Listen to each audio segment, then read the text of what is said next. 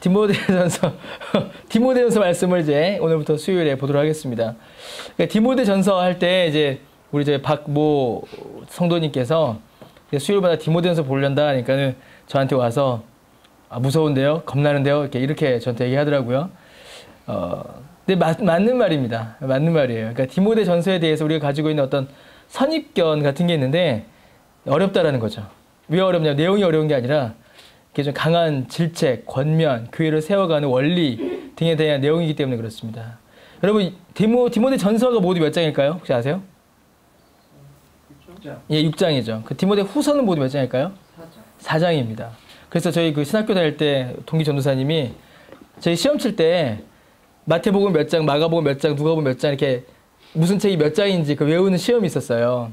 그래서 그분이 디모데전서는 육사로 가르쳐줬습니다. 왜 육사냐면 이거 뭐 별로 그렇죠. 주의 군사이기 때문에 육군사관 학교 육사 뭐 그랬어요. 신학생들 배운 거 별거 없습니다. 예. 디모데전서는 우리가 방금 이야기한 것처럼 교회를 세워나가는 이야기입니다. 그래서 특별히 이제 훈련, 교회를 향한 권면, 교회를 어떻게 만들어 나가야 되는가 그런 어떤 지도자, 리더를 향한 이야기죠. 그래서 디모데전서는 조병수 교수님 쓰신 책에 보면 리더가 리더에게라는 제목을 붙여놨어요. 교회의 리더에게, 교회의 인도자에게, 교회의 인도자가 교회를 어떻게 세워나가야 되는가를 본 거죠. 그러니까 우리 여기 계신 분들은 다 들어마땅하신 분들이죠. 교회의 인도자니까. 디모데전서 후서는 여러분들 아시다시피 누가 쓴 겁니까? 바울이 쓴 거죠. 누구에게 쓴 건가요? 디모데에게 쓴 편지입니다. 디모데전서 후서는 교회를 향한 적절한 권면을 다룹니다. 그래서 교회가 그리스도를 영화롭게 하기 위해서, 교회가 그리스도를 영광스럽게 하기 위해서 반드시 행해야 하는 것들을 적절하게 이렇게 설명하는 것이 이제 디모데전서의 주제이고 주된 관심사입니다. 그러니까 교회와 그리스도의 영광, 그리고 그 일을 맡은 주의 백성들, 이게 이제 디모데전서의 내용이죠. 그래서 디모데전서 6장 20절을 보시면 디모데야 망령되고 헛된 말과 거짓된 지식의 반론을 피함으로 내게 부탁한 것을 지키라 라는 부탁을 바울이 합니다. 디모데후서 1장 14절에서도 우리 안에 거하시는 성령으로 말미암아 내게 부탁한 아름다운 것을 지키라 라고 이렇게 바울이 권면하죠. 그러니까 바울이 디모데에게 부탁하고 권면하는 겁니다.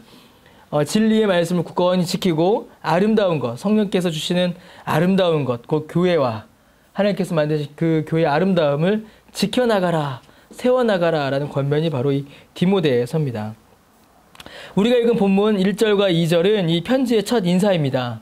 이 편지에서, 이 첫 인사에서 바울은 자기 자신을 소개하고 또 편지의 수신자가 누구인가, 디모데이다 라는 것을 알려줍니다. 그리고 이 둘 사이에, 바울과 디모데 사이에 매우 특별한 관계를 1절과 2절을 통해서 알 수 있습니다. 바울은 먼저 자기 자신을 소개하죠. 1절에 뭐라고 소개합니까? 1절 한번 읽어봅시다. 자, 시작. 우리 주 하나님과 우리의 소망이신 그리스도 예수의 명령을 따라 그리스도 예수의 사도. 예, 이제 뭐 로마서도 그렇고 특히 1절 첫 인사에 그러니까 거의 비슷하게 나타납니다. 바울은 자기 자신을 소개합니다. 곧 자기 자신의 정체성이 무엇이며 어디에 있는지를 분명하게 보여주고 있죠.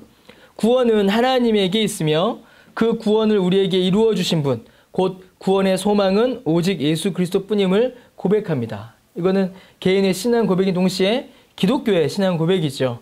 구원이 오직 하나님께로부터 오며 예수 그리스도의 은혜로만 내게 구원의 소망이 있고 구원을 얻는다라는 그 신앙 고백을 하고 있습니다.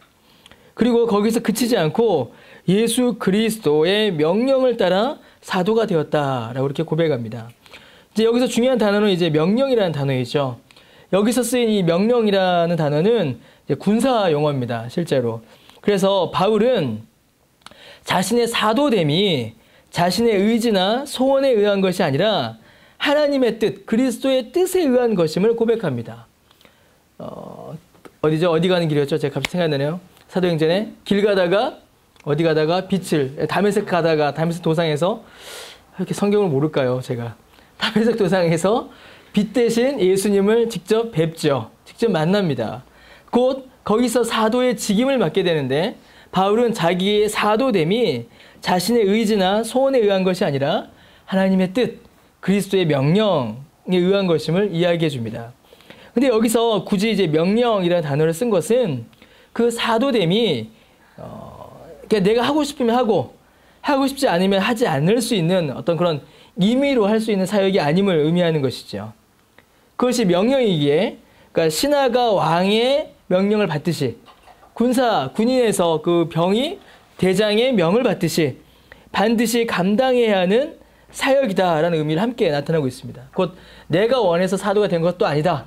또 하나는 내가 맡은 일이 사사로운 일이 아니요 공적이며 하나님의 명령으로서 최선을 다하여 감당해야 할 일이다라는 이 두 가지의 성격을 이 명령이라는 단어를 통해서 알려주고 있습니다.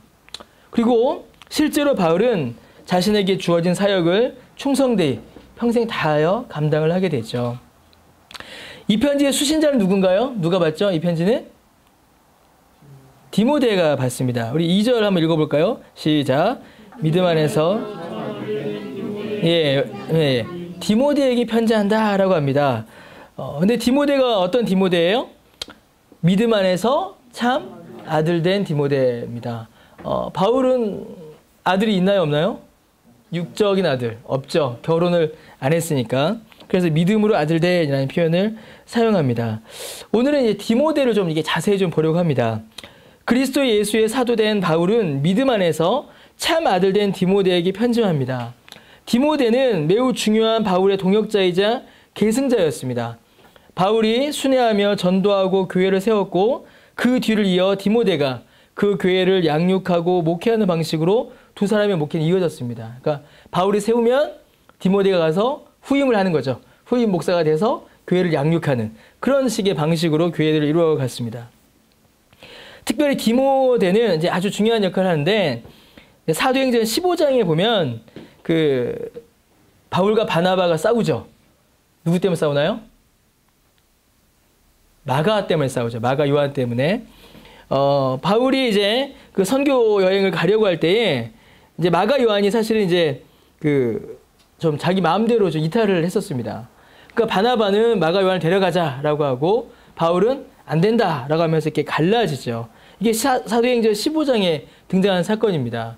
그래서 바나바는 마가를 데리고 가고 바울은 누굴 데리고 가나요? 실라를 데려가죠. 실라. 그런데 이게 사도행전 15장인데 이후에 사도행전 16장에 딱 넘어가게 되면 디모데가 등장하게 됩니다. 그래서 마가 요한이 바울과 사역을 이제 중단하고 바나바와 가고 그 마가 요한의 그 빈자리 혹은 뒤를 이었으며 바울과 함께 계속토록 사역을 이어나가는 아주 훌륭한 동역자요 계승자로서 이 디모데가 사도행전에서 그려집니다. 그 R. 켄트 휴스라는 목사님이 쓰신 책에서 이 디모데가 가진 몇 가지 장점과 단점들을 좀 설명합니다. 오늘 이제 그걸 좀 보려고 합니다.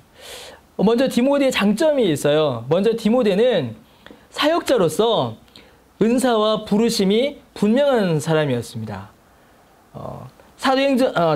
디모데전서 1장 18절 보시면 아들 디모데야 내가 네게 이 교훈으로 명하노니 전에 너를 지도한 예언을 따라 그것으로 선한 싸움을 싸워라 라고 되어 있고 4장 14절에 보면 네 속에 있는 은사 곧 장로에 의해서 안수받을 때에 예언을 통하여 받은 것을 가볍게 여기지 말라 이렇게 되어 있죠.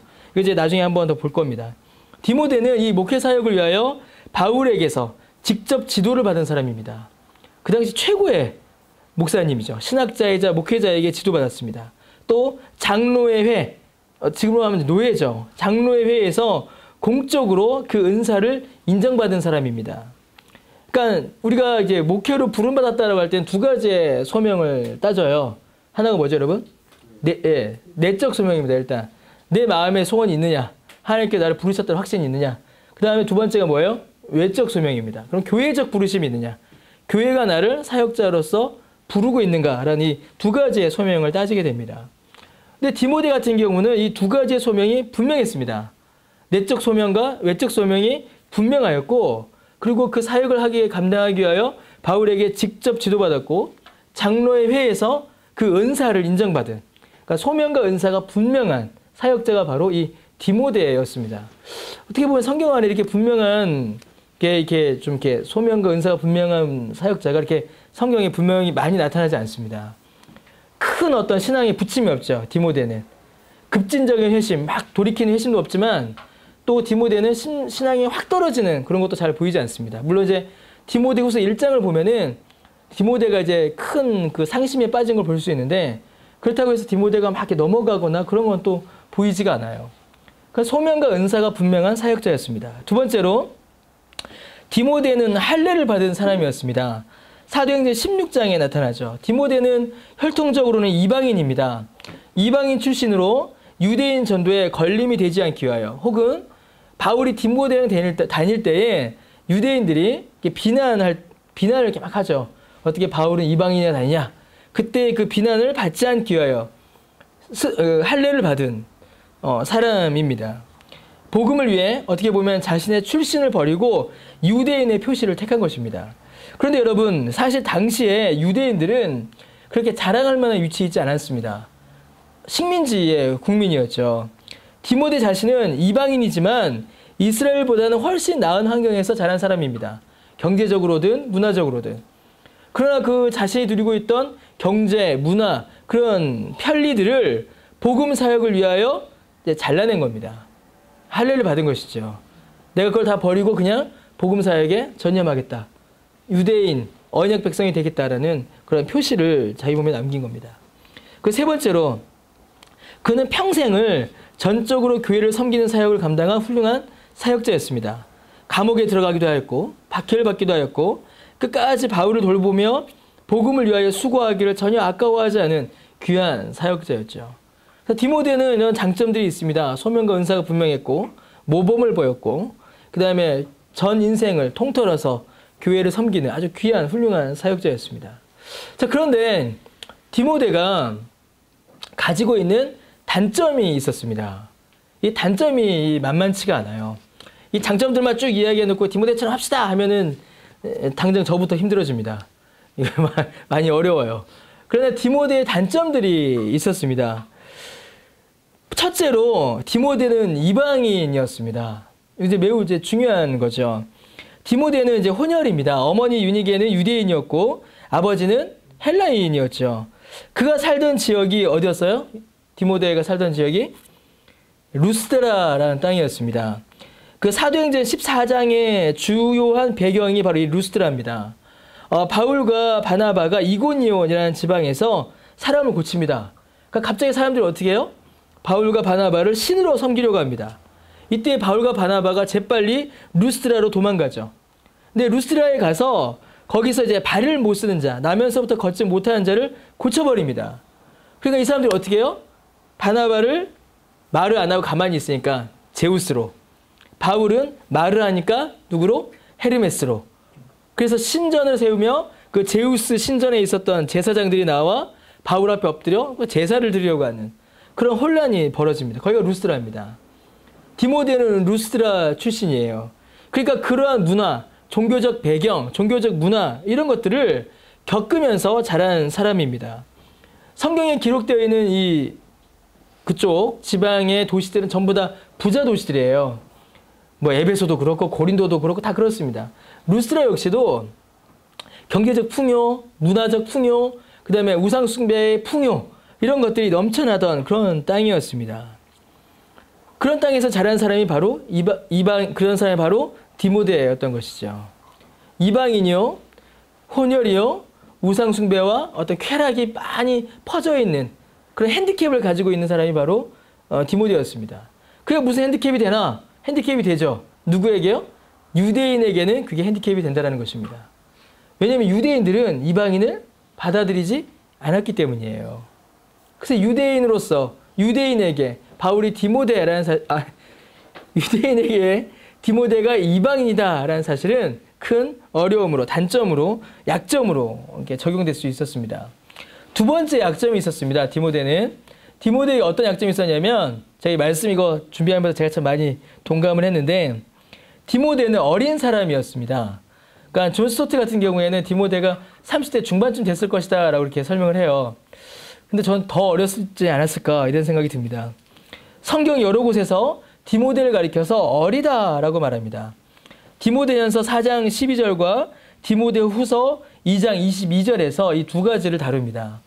디모데전서 4장 12절에서는 바울이 누구든지 너의 연소함을 없이 여기지 못하게 하고 오직 말과 행실과 사랑과 믿음과 정절에 있어서 믿는 자에게 본이 되라 라고 이야기하죠. 디모데후서 2장 22절에서는 또한 너는 청년의 정욕을 피하고 주를 깨끗한 마음으로 부른 자들과 함께 의와 믿음과 사랑과 화평을 따르라 이렇게 권면합니다. 이 두 말씀이 이 디모데의 연소함이 가지고 있는 약점을 설명하는 겁니다. 두 가지죠. 단순히 나이가 어리다가 아닙니다. 첫 번째는 이 디모데전서 4장 12절에 나오는 건데 사람들이 업신여깁니다. 왜냐하면 사람들은 자신의 경험과 지식을 자랑합니다.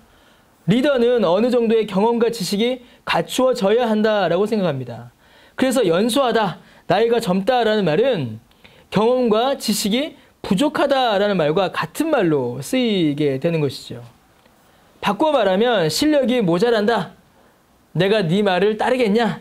내가 너보다 아는 거 더 많다. 내가 너보다 할 수 있는 게 훨씬 많다. 이런 의미입니다. 그러니 어떻게 할까요? 당연히 사람들이 업신여길 수밖에 없죠. 저는 젊은 목사입니다. 그래서 저는 신학교 갔을 때도 제 동기들 중에 제일 어렸어요. 제일 막내였고 지금도 동기 목사들 모이면 나이가 어린 축에 들어갑니다. 그러다 보니까 늘 전도사 때부터 벌써 제가 13년 이렇게 사역을 하는데 항상 약간 그런 게 있었어요. 네가 뭘 알아? 이런 게 있었습니다. 성경 공부와 설교와는 별도로 당신 참 실력은 있지만 내 영혼을 맡길 만한 사람은 아닌 것 같습니다. 이런 이야기들을 이렇게 듣게 되죠. 왜 그럴까요? 연소함 때문에 그렇습니다. 그게 나쁘다는 얘기 아니에요. 그런 말들이. 경험과 지식이 부족하다 보니까 사람들이 무시할 수 있습니다. 내가 당신보다 교회도 더 많이 다녔고 내가 당신보다 나이도 더 많은데 내가 당신보다 더 잘 알아. 이런 말들 들을 수 있죠. 우리 교회의 가장 큰 약점이 이거래요. 우리 열매 맺는 교회의 가장 큰 약점이 이거랍니다. 다 젊다라는 거. 저는 근데 별로 걱정은 잘 안 됩니다. 예. 하여튼 그래요. 업신여깁니다. 두 번째 뭐예요? 두 번째 어려움이 있는데 디모데후서 2장 22절인데 청년의 정욕이 있어요. 젊은 사람들에게는. 나이 젊은 사람들. 어려움. 이 젊은 사람들, 나이가 젊은 사람은 청년의 정욕에 사로잡히기 쉽습니다. 육체의 자랑, 이생의 자랑, 안목의 정욕을 쫓아가기가 쉽죠. 이건 왜 그럴까요, 여러분? 아직 자신의 인격이 성숙하지 못했기 때문에 나타난 일입니다. 젊은 사람들은 육체의 욕심에 빠지기도 쉽고 또 뭐도 쉬워요? 분을 내기도 쉽죠. 막 혈기를 부리기도 쉽습니다. 왜 그래요? 인격이 아직 성숙하지 못했기 때문에 그렇습니다. 그 디모데를 가리켜서 연소하다, 어리다라고 할 때는 이 두 가지를 함께 가리키는 겁니다. 곧 아직 경험과 지식이 부족하여 설교와 이런 실력과 상관없이 아직 경험과 지식이 부족하여 리더십이 약하다라는 것과 아직 그 안에 혈기가 끌어올라서 인격적으로 미성숙하다라는 이 두 가지의 단점이 아직 디모데에게 있는 겁니다. 미성숙한 거죠. 그래서 실수를 저지르기도 합니다. 젊은 그리스도인들에게서 종종 볼 수 있는 모습이죠. 우리도 종종 그럴 때 있습니다. 우리의 혈기에 못 이겨서 우리의 인격적인 미성숙함으로 인하여서 부딪힐 때가 있는 것이죠. 세 번째로 디모데는 여러분 소심하고 겁이 많은 사람이었습니다. 디모데후서 1장 4절에서 7절에 보면요. 아까 얘기했죠. 디모데가 어떤 이제 상심의 큰 회의에 빠집니다. 이때 바울이 뭐라고 하냐면 4절에 디모데후서 1장 4절에 내 눈물을 생각하여 너 보기를 원함은 이라고 얘기해요. 그리고 디모데후서 1장 7절에 보면 하나님이 우리에게 주신 것은 두려워하는 마음이 아니요 라고 하죠. 그러니까 디모데가 눈물과 두려운 마음, 상심과 회의, 염려와 두려움에 빠진 겁니다. 고린도전서 6장 10절에 보면요. 16장 10절에 보면 바울이 이제 디모데를 보내면서 이렇게 부탁합니다. 디모데가 이르거든 너희는 조심하여 그로 두려움 없이 너희 가운데 있게 하라. 이렇게 부탁을 해요. 그러니까 디모데가 겁이 많은 겁니다. 디모데 겁주지 마. 이렇게 이야기하는 거죠. 그가 두려워하지 않도록 좀 배려해달라라고 바울이 디모데를 위하여 미리 편지를 보내는 겁니다. 디모데는 겁이 많고 소심했습니다. 아마도 이제 연소함으로 인해서 받게 된 어떤 업신여김 혹은 자신에 대한 과한 조심, 이게 그리스도인들이 많이 와요. 특히 사역자들이 많이 옵니다. 막 행동에 대한 과한 조심에서 오는 긴장과 스트레스가 있어요.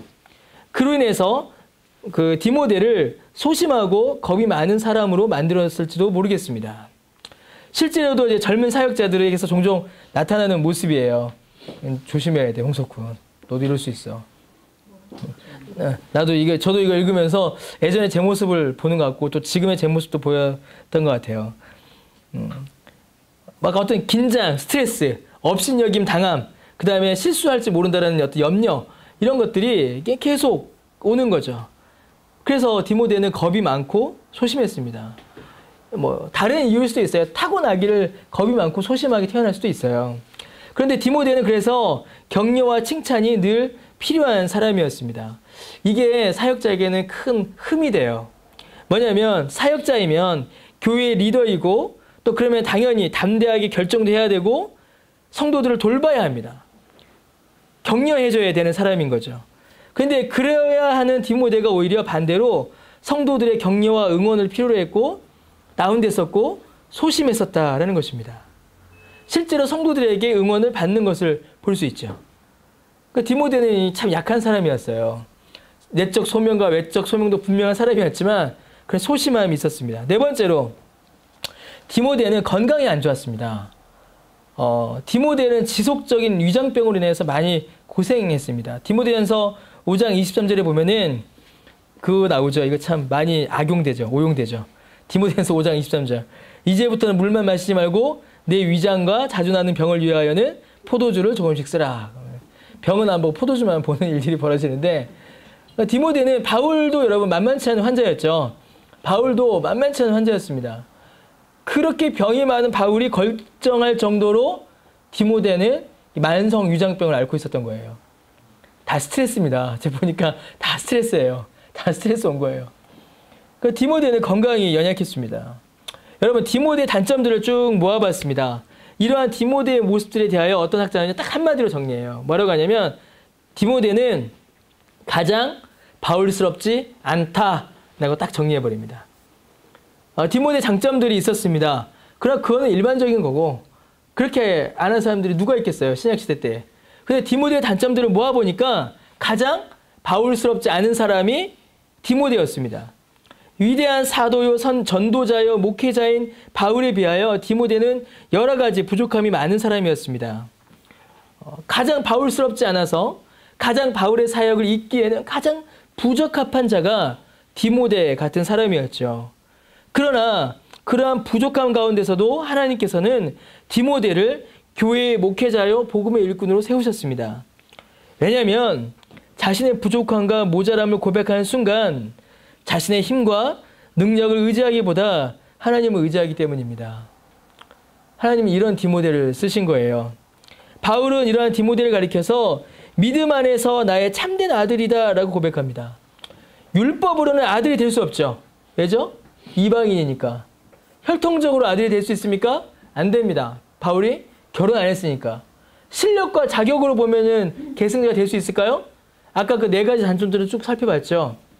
네 가지 단점들을 모아보면 바울의 계승자로서 디모데는 자격이 많이 부족한 사람이었습니다.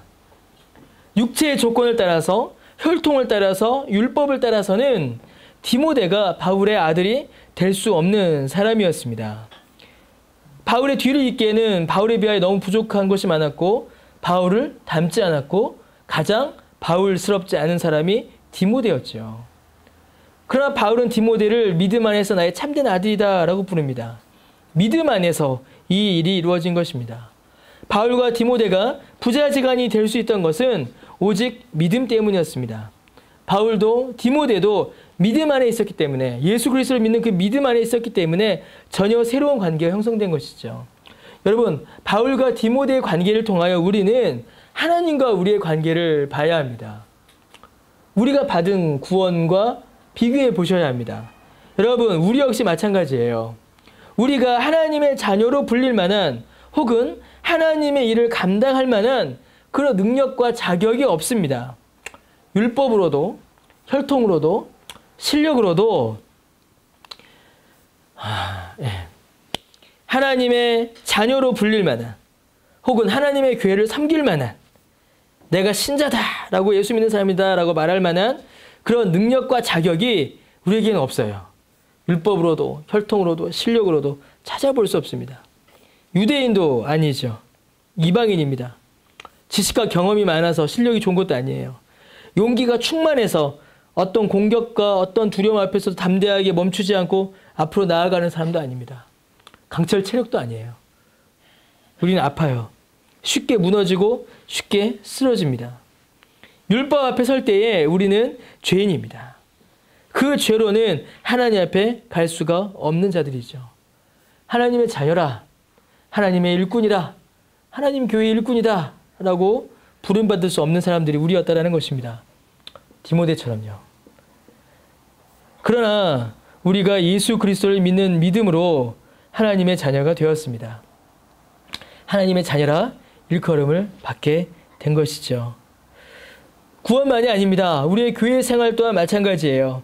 나의 개인적인 경건 생활, 교회의 세워짐 모두 모자라고 부족하고 연약하여서 법으로 한다면, 엄격하게 기준을 들이민다면 우리 교회도 어떻게 보면 정말 교회라고 일컬음 받기가 창피할 수도 있습니다. 그러나 예수 그리스도를 믿는 그 믿음 안에서 우리가 자녀라 일컬음을 받았듯이 우리는 또 교회라고 일컬음을 받는 것입니다. 나도, 여러분도, 우리 교회도 율법으로, 육체로, 실력으로가 아니라 믿음 안에서 하나님의 자녀요, 하나님 나라의 일꾼이요, 하나님의 교회라고 일컬음을 받게 되는 것입니다. 감사한 일이죠. 그 힘으로 사역하는 겁니다. 바울은 디모데에게 축복합니다. 얼마나 축복하냐면 이번 2절 디모데에게 편지 하노니 해놓고서는 다 축복이에요. 몇 번 축복하죠? 3번 축복합니다. 이 3중 축복이 여기 있어요. 3중 축복. 진정한 3중 축복은 여기에 있습니다. 3개의 단어를 사용하여 3번 축복합니다. 3번이라는 수가 중요한 거예요. 완전수죠. 가장 많이 축복하는 겁니다.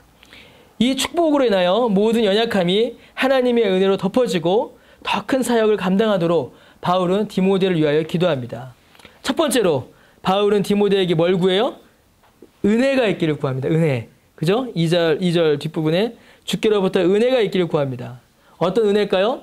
먼저는 구원의 은혜이죠. 구원의 은혜를 먼저 받았습니다. 디모데가 구원의 은혜를 받았음을 감사하고 기뻐합니다. 그리고 그 은혜가 지속적으로 끊임없이 디모데와 함께하기를 구하는 것입니다. 디모데의 인생이, 디모데의 사역이 하나님의 은혜가 아니고서는 이어질 수 없기에 하나님의 은혜를 간구하는 것이죠. 여러분, 우리도 마찬가지입니다. 저도 여러분에게 또 저에게 하나님의 은혜가 계속 함께하기를 구합니다. 하나님께서 우리에게 주신 구원의 은혜는 그저 한순간의 사건으로 끝나는 것이 아닙니다. 우리의 삶이, 우리의 사역이 늘 하나님의 은혜 안에 있을 때에야 비로소 바르게 나아가며 참된 길을 나아갈 수 있는 것이죠. 우리는 하나님의 은혜 안에 있어야 합니다. 두 번째로 바울은 디모데에게 뭘 구해요, 여러분? 은혜를 구했고 긍휼을 구하죠. 이 긍휼은 다른 말로 하면 자비입니다. 자비. 영어 성경은 전부 다 이제 mercy라고 되어 있어요. 자비를 구합니다. 긍휼. 여러분, 긍휼, 자비는 스스로 자신을 도울 수 없는 자를 돕는 것을 가리켜서 긍휼이다라고 합니다. 뭐라고요, 여러분? 스스로 자기 자신을 도울 수 없는 자를 돕는 게 긍휼입니다. 도움을 받을 수 없는 자들을 돕는 게 긍휼이에요. 도움이 없는 자들에게 도움을 주는 것, 스스로 자기 자신을 도울 수 없는 자들을 돕는 것, 이게 긍휼입니다. 바울은 디모데에게 하나님의 자비를 구합니다. 디모데의 개인을 향한 하나님의 특별한 도우심을 구하는 것입니다. 하나님께서 디모데의 일상을, 디모데라는 한 개인을 불쌍히 여기시고 도와주시기를 구하는 것이죠.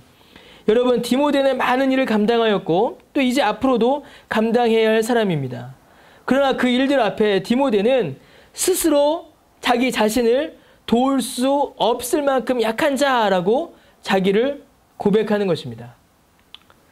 나에게는 내 힘으로는 나를 도울 수 없습니다 라고 고백하는 것이죠. 자신의 힘으로는 감당할 수 없는 일들이 이제 디모데 앞으로 몰려옵니다.